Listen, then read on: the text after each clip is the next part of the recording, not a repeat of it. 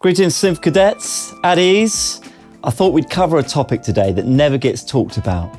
Because us keyboard players, most of the time, we're not dazzling the world like Herbie Hancock or Corey Henry playing amazing solos. We're doing more humble services like backing singers. And the keyboard player is usually very important to the singer.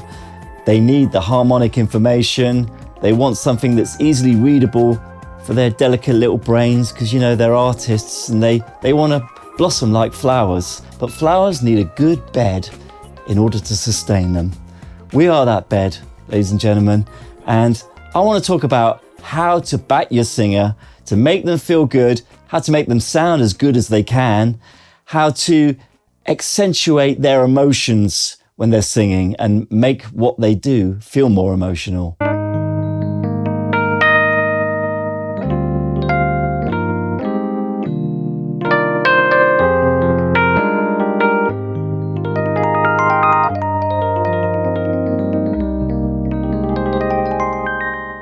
So for the purposes of demonstration, I've lifted some a cappella vocals off Splice. They're pretty cheesy, no one gives their best work to Splice, let's face it. But it's just an example. And this is a very simple female pop vocal, and I'm going to do a really simple piano backing, right? Here's the vocal. I've been looking for something that will give me peace of mind. You make me insecure, I pretend that it's going on. You get the vibe. It's a piano ballad. So what do we want to do behind this? I've picked out the four chords, the piano ballad four chords. I've made it a bit more interesting with that. So that's C minor, A flat, E flat, like a B flat over D. And if I was doing this live with this girl, what I would do is try to keep some rhythm going so it's easy for her to stay in time. So I thought doing a simple little arpeggiated part would be good.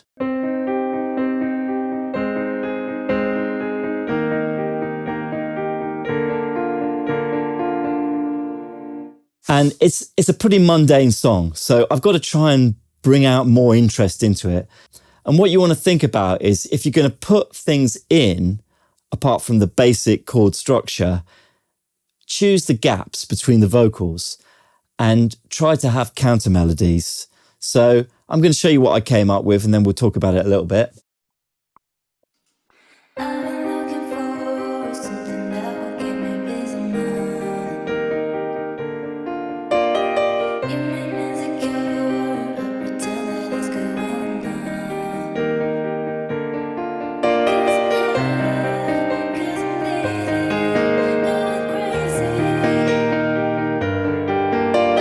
you, just cut me. You don't have me.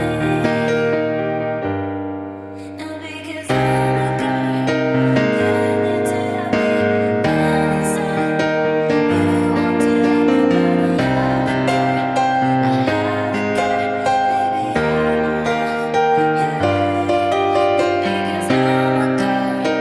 you need to help me understand. You want to help me, but I have a girl, baby, I'm because I'm a girl, you need to help me understand. You want to help me, but I have a girl, baby, I'm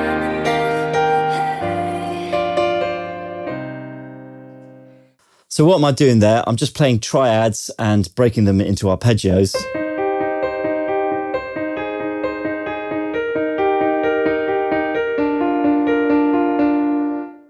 And the trick of this sort of thing is maybe keeping the voicings as close as possible. I could go.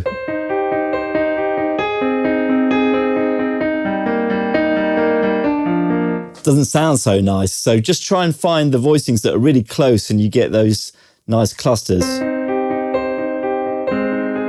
And then I'm just keeping a pulse on fours with the left hand because the singer needs someone to cue them, keep them in time. So this very much locks them in time. You've got eights and fours going on.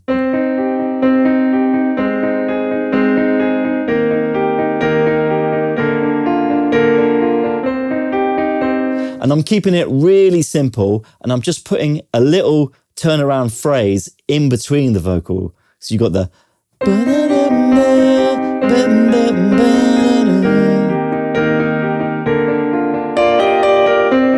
I can put it there. She's not singing there. There's some space. So try to think about space when you want to add flourishes. You don't need many anyway, but sometimes, obviously, especially a pretty dull song like this, you need something to spice it up a little bit. So any little counter melodies is going to help your cause. So I'm putting them in between.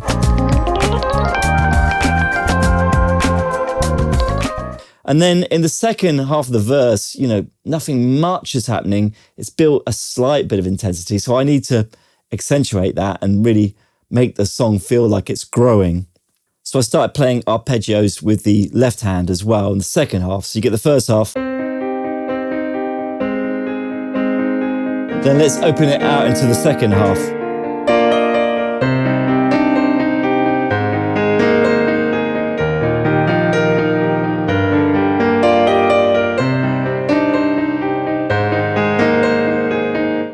It doesn't feel like it's changed too much because the main riff is still the same. You've just opened it out and added an element. And that's what pop music's all about, let's face it, just building quite subtly. The other thing I'm trying to do in the second half of the verse is create some ebbs and flows in terms of the velocity that I'm playing. And that makes it feel a bit more emotional. So if I try to show you.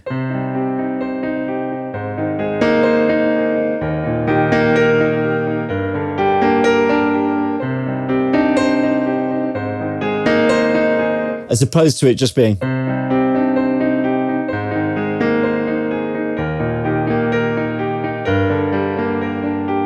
Hear the difference?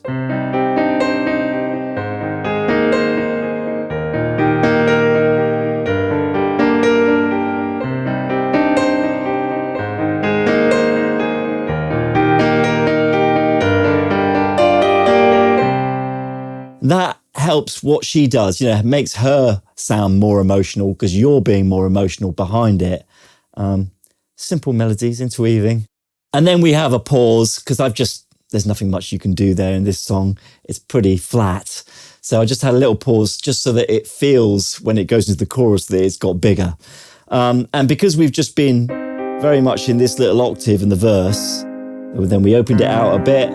And then in the chorus, obviously, we want it to get bigger. And it just depends on the song. You've got to think about where the singer is, The ideal thing would be you're like this. And then in the chorus, you can go.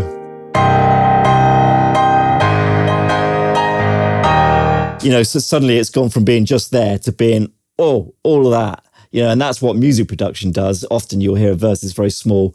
Chorus gets, frequency-wise, much bigger. There's a low bass comes in, there's a high string comes in, and suddenly the whole thing goes like that.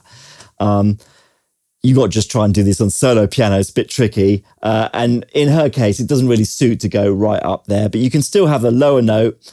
And I've just, again, tried to put little bits in between her vocal. In between again.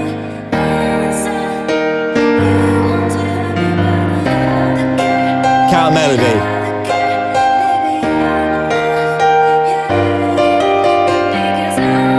In the middle bit, I'm just mirroring what I did in the verse as the turnaround. So you get her vocal.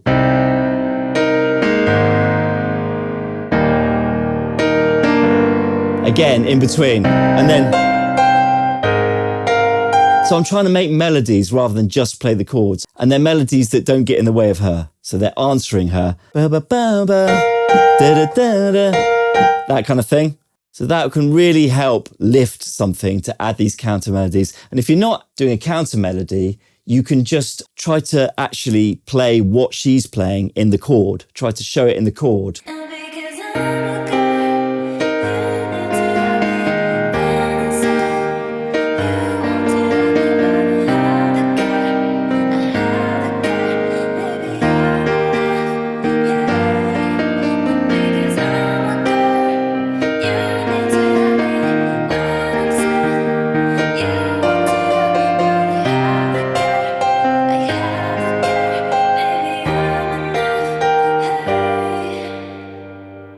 If she's a bit not confident or you're feeling she's struggling, you always have to listen to the singing. If you hear, they're a bit struggling with the pitch, play what they're singing and it will really help them because they're like, oh, great, yeah, this is the melody.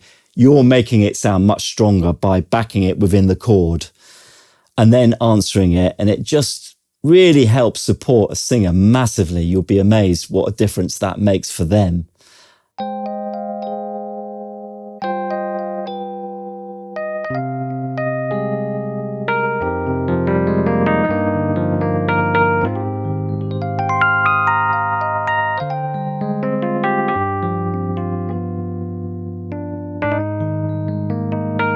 Okay, so I want to explore the idea of reimagining this song now, because let's say you're working with this singer, she's come in with this song, she doesn't know anything about chords, she's just sung the melody, you've picked the tonal center and you found those 4 chords. I've now moved on to a Rhodes sound, I want to change the vibe. So we found these chords as the very obvious thing that would work with it, and the tonal center of that is C minor. But we don't have to stick with C minor because C minor is related to E flat major. It will give it a completely different vibe if we use those as the chords. So let's just try something along those lines. I'm busking here. I've been looking for something that will give me peace of mind. You make me insecure, I pretend that it's going on. 'Cause I'm hurt, 'cause I'm bleeding, going crazy.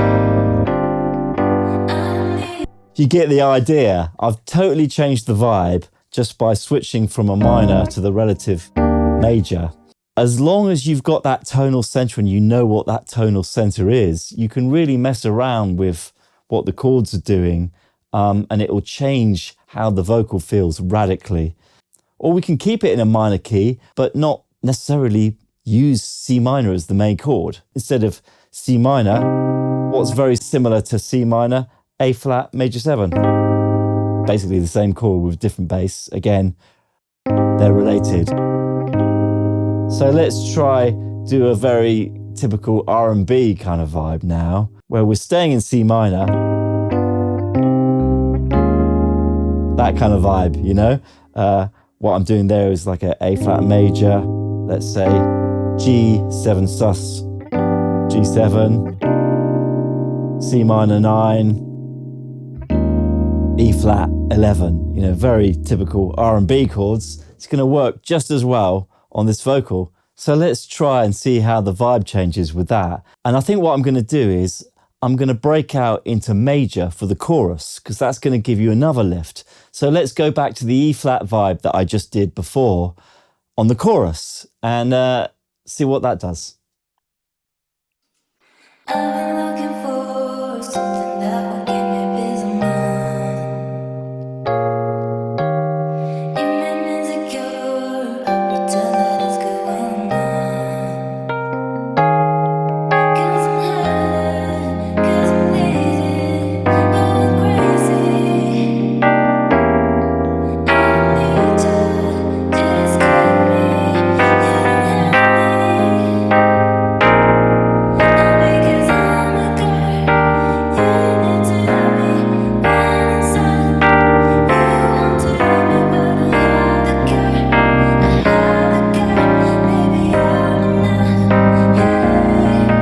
Hey, because I'm a girl, you need to help me. Run inside, you want to help me, but I have the cure. I have the cure, maybe I'm enough. Hey. What you do behind the vocal, there's so many different things you can do and it will change the feeling. So what I'm doing there, I'm staying in a minor vibe at the early part of the song, but I'm just not starting with the minor chord. I'm approaching it from the A flat major. But that's the tonal center.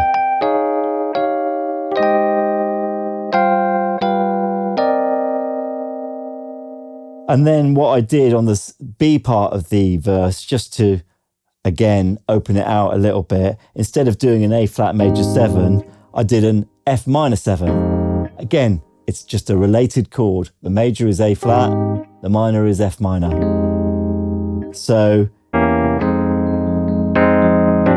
and then what I did there was, rather than going back to the C again, went up to an A flat and then B flat 11, because that feels like a climbing sequence.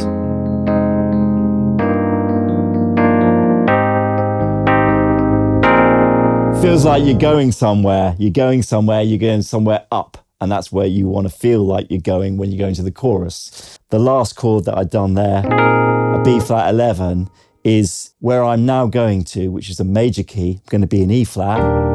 It's the fifth above that, and the fifth, especially with that sort of 11th kind of chord, is a classic turnaround. You know, it just resolves so nicely into the major. So it's helped me go from the minor. More hopeful. And then it's a nice payoff. You know, okay, we're in happy land. Then we go back to the minor vibe to mirror the verse. Back to the happy land.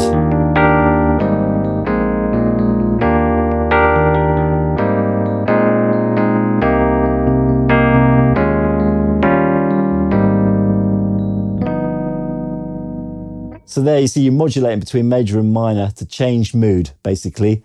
It's the same chords, really. It's just that instead of being minor, it's major. You know, give you two very different feelings. So when you're messing around with these things, if you're writing with people, think about that. Think about what the mood of the song is, how you want to make people feel when they hear it.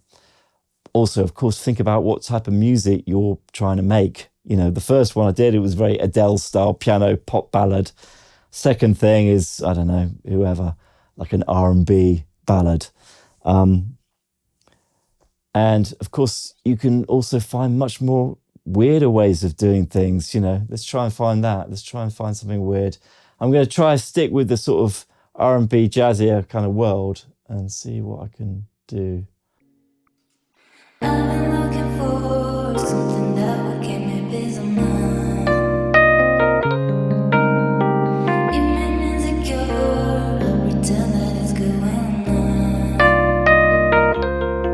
'Cause I'm hurting, 'cause I'm needing, going crazy. I need you, please keep me. You don't help me. And because I'm a girl, you need to help me when it's sad. You want to help me, but I have the cure. I have the cure, baby, I'm enough. Yeah. And because I'm a girl, you need to help me when I'm sad. You want to help me, but I have the cure. I have the cure, baby, I'm enough. Hey. I mean, I'm really going all over the place there, but you get the idea. You can go almost anyway, but you keep that same concept of playing between the vocals phrases. Dun, dun, dun, dun. Back to backing them. They're not singing.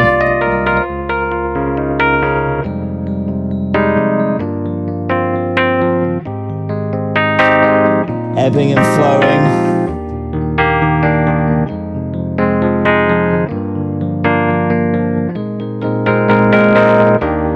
Your singer will thank you, you know, if you pay attention to those emotional details, not just like a robot.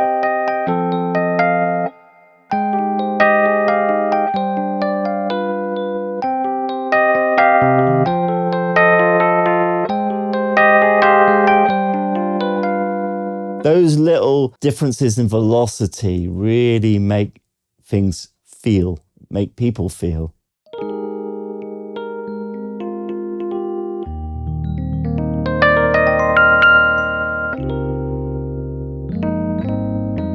Well, there you go. A few little ideas and tips for you there. Next time you're doing solo piano, maybe worth thinking about. Until next time, adios.